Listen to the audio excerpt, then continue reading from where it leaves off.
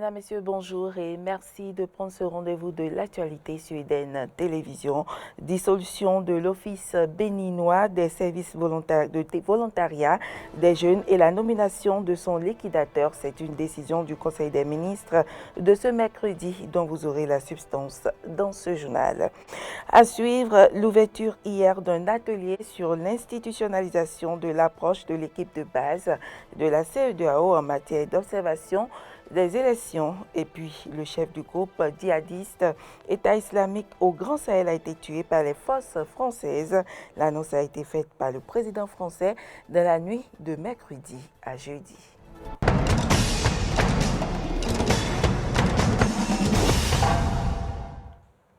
Bienvenue à toutes et à tous. Le Conseil des ministres s'est réuni ce mercredi et a adopté plusieurs décrets, entre autres l'approbation des statuts de l'Agence nationale pour l'emploi ANPE et la dissolution de l'Office béninois des services de volontariat des jeunes et la nomination de son liquidateur. Suivez ici un extrait du compte rendu du Conseil des ministres fait par le secrétaire général adjoint et porte-parole du gouvernement, Wilfried Léon Mbédi. Au chapitre des mesures normatives, la refonte des tests régissant le fonctionnement des directions générales des douanes, de la police républicaine et des eaux, forêts et chasses. Il s'agit des décrets portant attribution, organisation et fonctionnement de ces trois directions générales en application des lois promulguées le 3 juillet 2020 relativement à leur statut spécial. Le Conseil a, par ailleurs, au titre des autres mesures normatives, adopté les décrets portant approbation des statuts du Centre de documentation et d'information juridique CEDIJ et de l'Agence nationale pour l'emploi ANPE, puis le décret portant dissolution de l'Office béninois des services de volontariat des jeunes et nomination de son liquidateur. Au chapitre des communications, en un, le relogement et l'accompagnement social des pêcheurs installés au sud de la route des pêches et des occupants des sites à aménager au quartier Flakodji à Cotonou. L'optimisation du projet de développement de la zone à vocation touristique entre Cotonou et Ouida nécessite des aménagements complémentaires. Ainsi, en plus des divers projets réalisés ou en cours, il y a lieu d'intégrer l'aménagement de la section de la plage comprise entre l'aéroport de Kadiaou et la localité d'Adunko. À ce périmètre s'ajoute celui situé au nord de la route des pêches dont les études ont déjà démarré. Par ailleurs, le projet de rénovation et de modernisation du centre administratif et commercial de Ganhi comprend plusieurs composantes au nombre desquelles la requalification urbaine du périmètre du quartier Flakodji. La mise en œuvre de ces différents projets nécessite le déplacement des villages de pêcheurs situés au sud de la route des pêches, de même que des occupants des sites retenus au quartier Flakodji.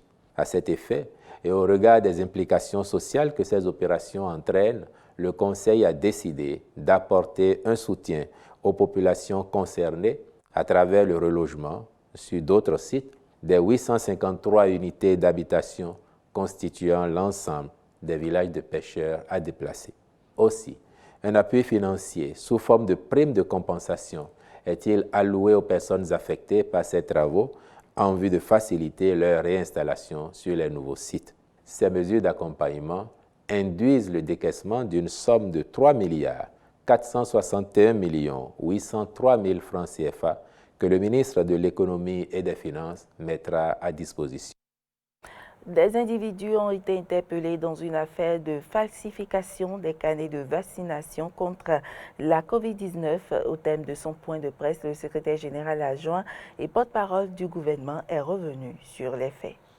Vous avez observé que des individus ont été présentés au procureur de la République pour trafic de carnets de vaccination autour de la COVID. L'option du gouvernement qui a été annoncée, défendue, promu et prôné de tout temps, en dehors des gestes barrières, c'est de nous faire vacciner. Et des efforts sont engagés, des ressources sont engagées par le budget national et par les partenaires de notre pays pour mettre à disposition les vaccins. Il s'observe que, effectivement, quelques individus du secteur de la santé, mais avec des complices au sein de la population, dans le but d'échapper à la vaccination ont mis en œuvre leur stratagème qui consiste à faire passer des personnes pour vacciner alors qu'elles ne le sont pas et pour donner du crédit à leur entreprise, vont jusqu'à leur délivrer des carnets qui tendraient à attester que ces personnes ont été vaccinées. La manœuvre rapporterait jusqu'à 200 000 francs CFA à l'agent de santé qui se prêterait au jeu. Ayant eu l'information, le gouvernement et particulièrement le ministre de la Santé, il a été décidé d'observer, de suivre, jusqu'à prendre sur le fait les personnes qui s'adonnent à cette pratique. Et cela a effectivement débouché sur les premières interpellations. Je peux vous dire que d'autres indices sont en observation et qu'il n'est pas du tout exclu que dans les jours à venir, qu'il y ait d'autres personnes interpellées qui auraient à répondre donc de cet agissement inqualifiable. Et dans le cadre de la lutte contre la propagation de la COVID-19 au Bénin, la Société d'investissement et de promotion de l'industrie CIPI Bénin SA a fait don de 700 000 masques au gouvernement béninois. Ce deuxième don fait suite à un premier intervenu au début de la pandémie. La cérémonie de remise des masques a eu lieu ce mercredi au ministère de la Santé à Cotonou. Voici un extrait des propos du directeur général adjoint de CIPI Bénin SA et du secrétaire général du ministère de la Santé. Le don que nous faisons aujourd'hui, c'est un don de 700 000 masques d'une valeur de 140 millions de francs CFA qui vient compléter des dons qui ont déjà été faits par le groupe Arise au début de la crise sanitaire liée à la pandémie du coronavirus. Nous sommes fiers de faire ce don dans la mesure où tous les jours nous voyons combien les agents de santé travaillent au bord de l'épuisement.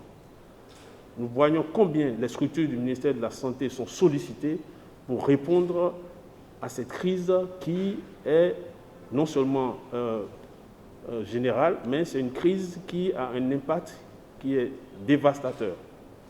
Je voudrais aussi saisir cette occasion pour demander aux uns et aux autres de se vacciner et d'encourager leurs parents, leurs amis, leurs collègues à se faire vacciner. Je voudrais très sincèrement vous remercier et apprécier le choix de l'intrant que vous nous donnez. Les masques chirurgicaux sont l'un des intrants les plus utiles pour nous actuellement dans la riposte contre cette maladie-là, surtout au cours de cette troisième vague qui est encore plus importante que les deux premières que nous avons connues.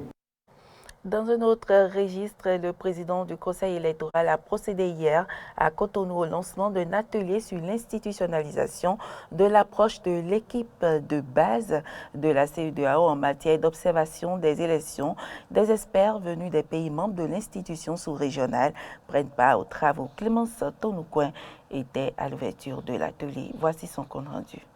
La rencontre initiée par le président de la commission de la CEDEAO vise à réfléchir et faire une analyse prospective sur le rôle des équipes de base dans les missions électorales de long terme en Afrique de l'Ouest. Au bout des 3 jours de travaux, il est attendu des résultats concrets qui seront exploités dans la définition, la direction et la gestion interne des missions futures de l'institution sous-régionale.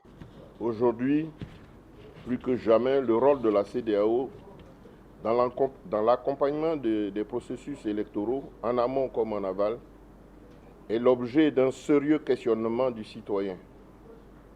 Nul ne peut rester indifférent à cette perception que nous ne pouvons corriger sans des réformes ou des ajustements périodiques.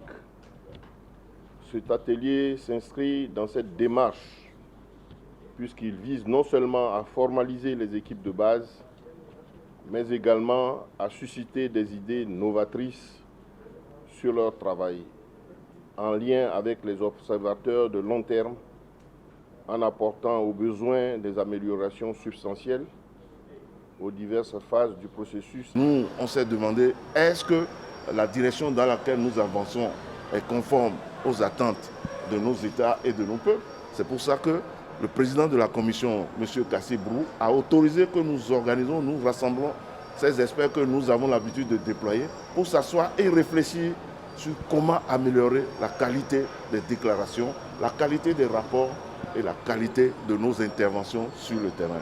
Venu présider le lancement officiel des travaux, le président du conseil électoral a magnifié la tenue de cette rencontre. Selon lui, les travaux vont permettre d'améliorer la gestion des processus électoraux dans les pays membres de la CEDEAO. Les présents ateliers sont la preuve que notre organisation a le souci de mieux assister les organes de gestion des élections en améliorant la qualité de ces interventions. Qu'il s'agisse aussi bien de l'assistance financière, technique, logistique, que du développement des observations à long terme sur le terrain. Les travaux de cet atelier, qui regroupe une vingtaine de participants venus des pays membres de la CEDEAO, prennent fin le vendredi prochain.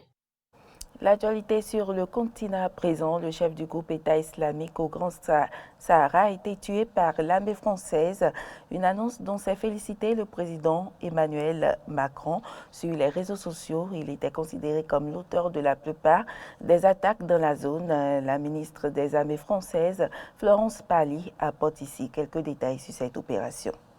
Comme l'a confirmé le président de la République, le terroriste Adnan Abou Walid al-Sahraoui, chef du groupe terroriste de l'EIGS, a succombé à des blessures provoquées par une frappe de la force Barkhane en août 2021.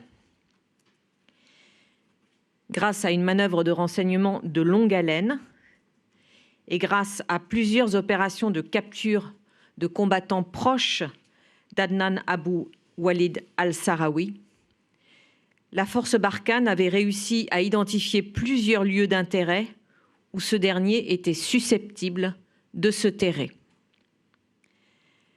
À la mi-août, nous avons pris la décision de lancer une opération visant ces lieux.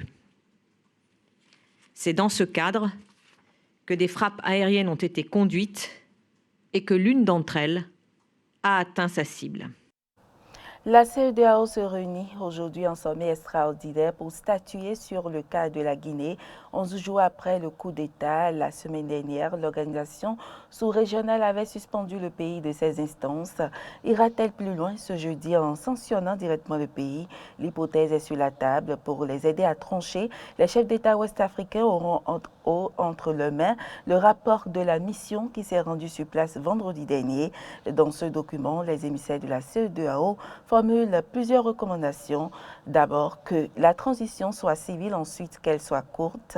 Les membres de la mission étaient divisés sur la durée, certains plaidant pour une transition rapide de 6 mois, d'autres pour une parenthèse d'1 an. C'est un coup dans le dos selon Jean-Yves Le Drian, chef de la diplomatie française.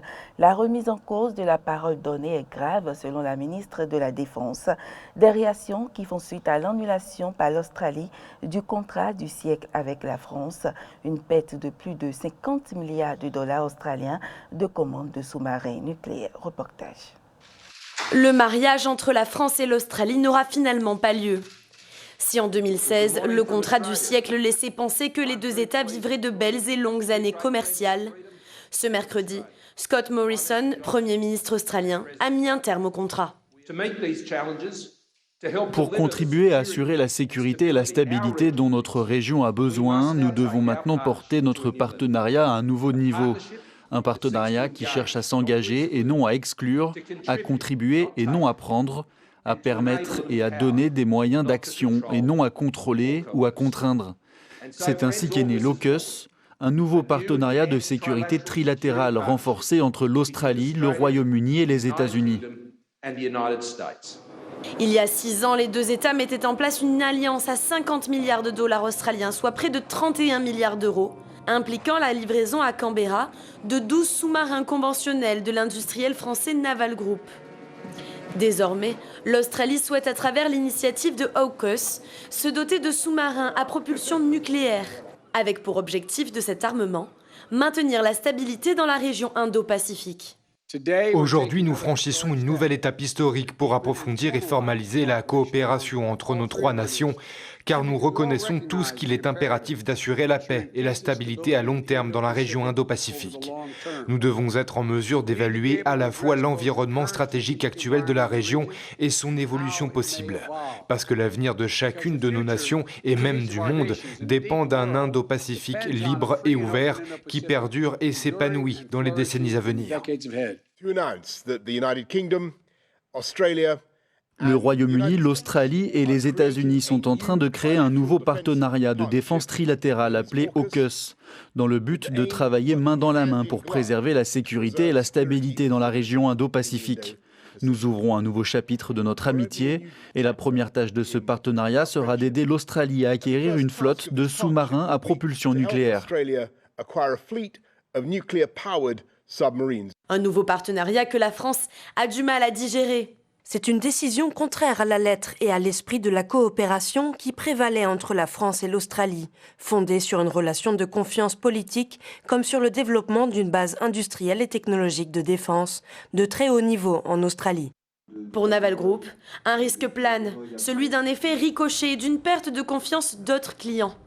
Naval Group a des contrats de sous-marins en cours avec le Brésil et des prospections aux Pays-Bas et en Inde. Aux États-Unis, les supporters de l'ancien président Donald Trump appellent à manifester samedi prochain près du Capitole. Les autorités américaines se préparent pour éviter les mêmes scènes que le 6 janvier dernier. Manifestation intitulée Justice for J6 pour demander la fin des poursuites des quelques 600 personnes qui sont actuellement poursuivies par la justice américaine pour leur implication dans les événements au Capitole le 6 janvier dernier. Alors ce samedi 18 septembre, cette manifestation devrait attirer du monde, mais il est très difficile d'estimer avec précision le nombre de personnes qui pourraient se rendre ici. D'une part parce qu'un grand nombre des soutiens de Donald Trump ont quitté les réseaux sociaux et puis aussi parce que d'autres groupes ont aussi appelé à rejoindre cet appel à manifester. Il y a aussi des appels à contre-manifestation qui circulent sur les réseaux sociaux. Tout cela inquiète évidemment les autorités américaines qui ont décidé de prendre des mesures drastiques pour empêcher toute violence ce samedi à Washington. Dans un premier temps, il a été décidé d'installer de nouveau les barrières anti-émeutes qui sont restées pendant des semaines ici à Washington, notamment donc autour du Capitole. Leur installation a démarré ce mercredi soir ici aux États-Unis. Il y a aussi de nouvelles caméras de vidéosurveillance qui ont été placées tout autour du Capitole. Les contrôles sont également renforcés aux aéroports de la ville. Et puis, autre mesure importante, la police du Capitole a demandé au département de défense la possibilité de pouvoir compter sur le renfort de la garde nationale en cas de besoin. On ne sait pas avec précision combien de troupes pourraient être concernées. Les représentants du Congrès prennent en tout cas cette manifestation très au sérieux. Le but évidemment pour eux, c'est d'éviter qu'une scène similaire à celle du 6 janvier dernier ne puisse se reproduire à proximité du Capitole. Il faut dire que depuis le début de l'année ici, il y a eu une série de faits divers qui sont déroulés justement à proximité du Capitole. D'abord au mois d'avril, une voiture avait foncé dans un barrage en tuant un policier. Au mois d'août aussi, le quartier avait été évacué après une menace d'un homme affirmant qu'il avait une bombe dans sa voiture qui était prête à exploser. Et puis ce lundi, un homme a été arrêté en possession d'une machette et d'une baïonnette à l'intérieur de sa voiture. Sur ces armes figuraient des symboles de suprémacistes blancs. Les autorités ne savent pas, à ce stade, si cet homme compte participer à la manifestation de samedi. Mais en tout cas, ils sont évidemment sur le qui-vive pour empêcher tout débordement et toute violence dans la capitale fédérale américaine.